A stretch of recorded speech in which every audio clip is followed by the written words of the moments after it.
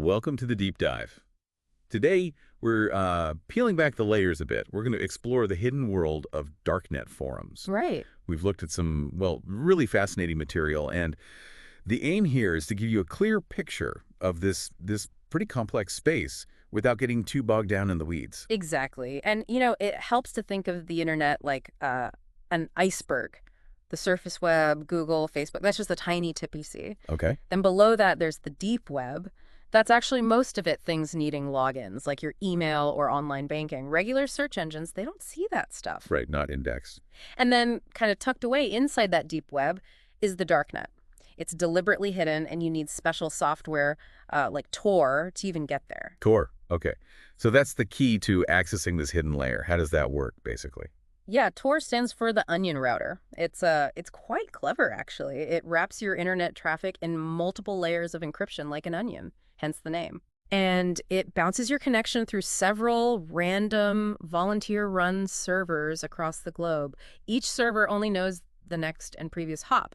So tracing it back, extremely difficult. That gives you a lot of anonymity. And it wasn't always used for, well, what we associate it with now. No, not at all. Initially, this kind of tech had very legitimate uses. Think secure comms for intelligence agencies or helping people bypass, heavy government censorship.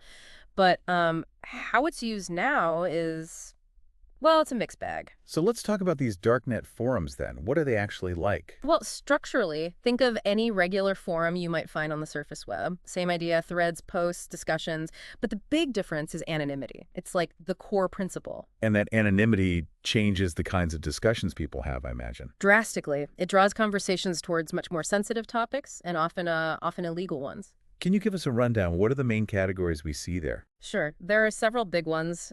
Illegal marketplaces are huge. People discussing and sometimes facilitating the sale of stolen data logins, credit card details, that kind of thing. Wow. Yeah, and also illegal drugs, weapons, fake passports, counterfeit money, even illicit services like hiring hackers or money laundering help. Okay, so marketplace is one. What else? Then you have dedicated hacking and cybercrime forums, places where people share hacking techniques, malware, tools for breaking into systems. They might offer hacking services there too. Right. There are also forums focused specifically on fraud and financial crime, credit card fraud tactics, identity theft methods, ways to exploit payment systems. That sounds incredibly risky. It is. And unfortunately, there are also forums for really harmful, awful content, things like child exploitation material and terrorist propaganda. We have to mention these exist, but they are truly disturbing spaces. But it's also important to say not everything is illicit. Some forums are used by, say, privacy advocates or journalists needing to communicate securely with sources in dangerous situations.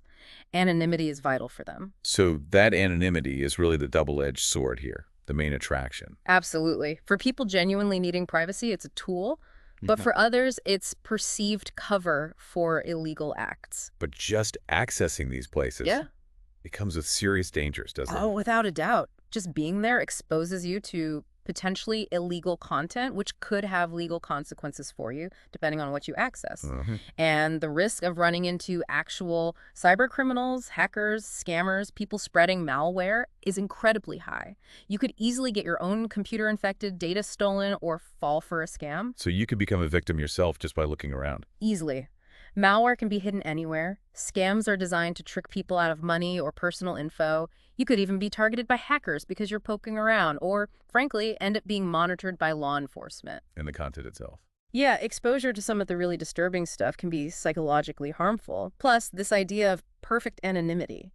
It's mostly a myth. People make mistakes, operational security errors. Ah, so you could be identified. Yes, law enforcement has gotten much, much better at tracking people on the darknet.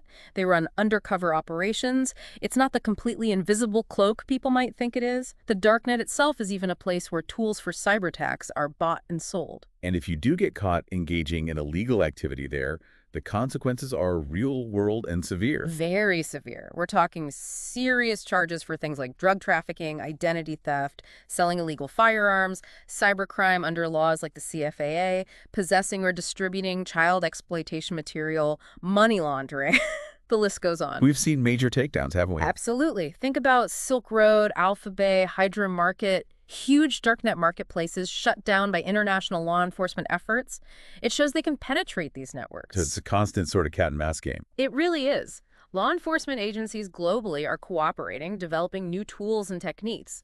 But the criminals adapt too. It's an ongoing battle. Given all that risk, what's the practical advice? What's the best way for, the average person to stay safe online, maybe keeping these darker corners in mind? Honestly, the best defense isn't some magic bullet for the darknet. It's just practicing really solid, fundamental online safety everywhere. Like what? Like using strong, unique passwords for everything, get a password manager, turn on multi-factor authentication wherever you can, be super skeptical of unsolicited emails or messages, keep your software updated, all of it. Basic security hygiene. Exactly. Use good antivirus and anti-malware software. Think before you share information online. Secure your home Wi-Fi network properly. Only download software from reputable sources. Monitor your bank accounts and credit reports regularly. And report cybercrime if you see it or become a victim. Oh, and be aware of social engineering people trying to trick you into giving up info. It sounds like these forums, even if most people never go near them, have a wider impact. They definitely do. They act as incubators and marketplaces for cybercrime tools and stolen data, fueling attacks across the regular internet. They facilitate the trade in dangerous goods, spread harmful ideologies, enable financial fraud on a massive scale. It lowers the barrier for criminals and, frankly, erodes trust in the whole digital world. Organizations like CISA and the FBI are working hard to raise awareness about these threats. Okay, so if there's one key takeaway from this deep dive. I'd say it's this. While the darknet offers a degree of anonymity, it's an extremely risky environment, riddled with dangers, both legal and technical. The promise of total invisibility is largely false. And focusing on those fundamental online safety habits is key. That's your best protection, absolutely. Strong basics defend you against threats originating from many places, including the darknet. All right, let's leave our listeners with this thought. We see this constant evolution, right? Criminals get smarter, law enforcement gets new tools, technologies change. Looking ahead, what does this ongoing struggle on the darknet mean for the future of digital privacy and security for all of us? Even just using the everyday internet. Something to think about. Thanks for joining us for this deep dive.